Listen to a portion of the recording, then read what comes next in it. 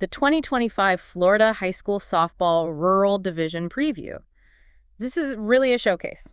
Yeah, absolutely. Small town talent, real passion, and that postseason drama can be pretty intense. Totally.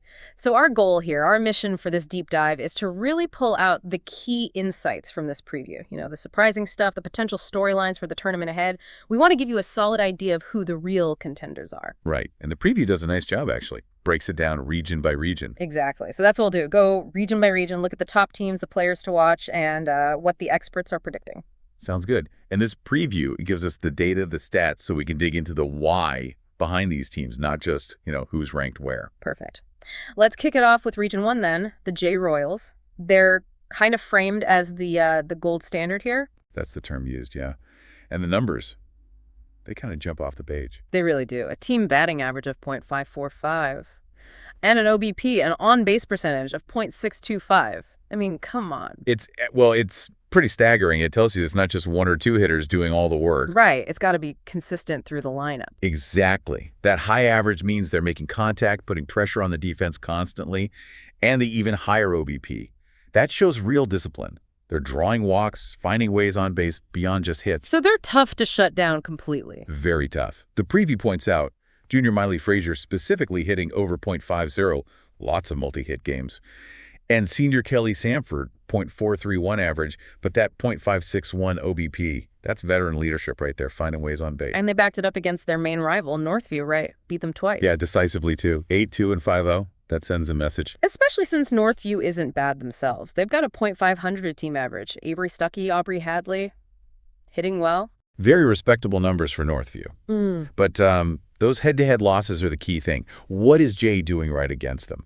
And can Northview crack that code if they meet in the playoffs? That's the big question. Good point. It's one thing to hit well generally, another against the top dog. Precisely. Okay, what about the other teams in Region 1? Holmes County, Shipley. Holmes County looks solid, steady. A .348 batting average, .400 OBP, led by J.C. Bowers and Lindsey Pilcher. They apparently beat Shipley in the regular season, which suggests they can win tight games. Not flashy, maybe, but effective. Okay. And Shipley, this is interesting. A really low team average, .185, but a really high OBP, .450. Okay. That's unusual. It almost has to mean they draw a ton of walks, maybe get hit by pitches a lot. So they get runners on. They get runners on, yeah. But the lack of hitting, especially consistent hitting or power, could be a real problem against, say, Jay's pitching or any top-tier pitcher. Stringing hits together might be tough. Right. Walks don't always translate to runs against good teams. So the prediction from the preview, Jay coming out of Region 1, seems pretty solid. Yeah, based on everything, the offense, the OBP, the head-to-head wins, the experience. Yeah. They look like the clear favorite there. All right, let's shift gears. Region 2, Liberty County Bulldogs, described as deep and dynamic. Sounds promising. It does. Yeah. Dynamic definitely fits. They've got junior Chumia Williams hitting. It's his .554 and a .581 OBP. Wow. Yeah. Yeah. And then you've got a freshman, Caitlin Harris, hitting .439. So it's a mix of experience and exciting young talent. That's a tough combo. And they've got some significant wins too, right? Against Port St. Joe and Franklin County. They do. Beat Port St. Joe 3-2, which is a tight one, and Franklin County 7-2.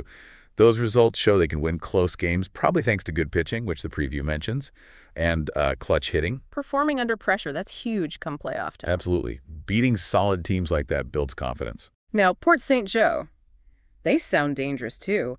Christina Clayton, Addie Silcox, both hitting over .500. Why couldn't they get past Liberty then? That's the tricky part, isn't it? You can have great individual hitters, but maybe Liberty's pitching just matched up well. Or perhaps Liberty's own offense put too much pressure on Port St. Joe's defense or pitching. Or maybe Liberty just got the big hit when it mattered most. Could easily be that. Timely hitting is often the difference maker in those close matchups. And Franklin County.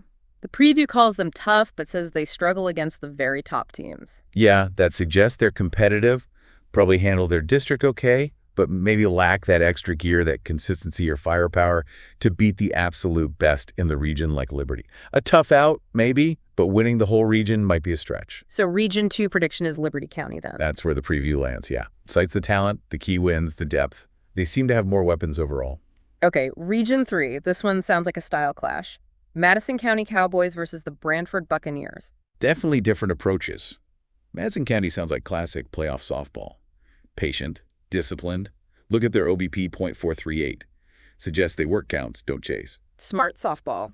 Who are their key players? Anna Kate Smith hitting .439, Logan Bass at .404. Solid contributors. The interesting note, though, is about their competition level. They control their district, sure, but have they faced teams like, say, Brantford often? How does that discipline hold up against real power? Good question, because Brantford sounds like they do bring the power. Oh, yeah. Team average .483, OBP .565. That's potent. They've got Jesse Frierson and Mallory Blue, both with 3 homers. That's significant power in high school softball. And Blue pitches, too. Yep, solid ERA, 2.10. And they beat Fort White twice, pretty comfortably. So they can handle business in their district, too. So you've got Madison's patience and discipline against Brantford's potential fireworks and Blue on the mound. Exactly. It's a great contrast. Fort White, by the way, seems decent with Cadence Compton leading them, but maybe a step behind those top 2. So who gets the edge in Region 3, according to the preview? Madison or Brantford? The preview actually leans towards Madison County. Oh, interesting. Why? The thinking seems to be consistency and experience in tight games. Maybe that disciplined, grinded-out style is seen as more reliable in a playoff atmosphere than relying on the long ball, even with Brantford's high ceiling. Okay, that makes sense. Playoffs can be tense, low-scoring affairs sometimes. Right. Patience can pay off. All right, last region, Region 4.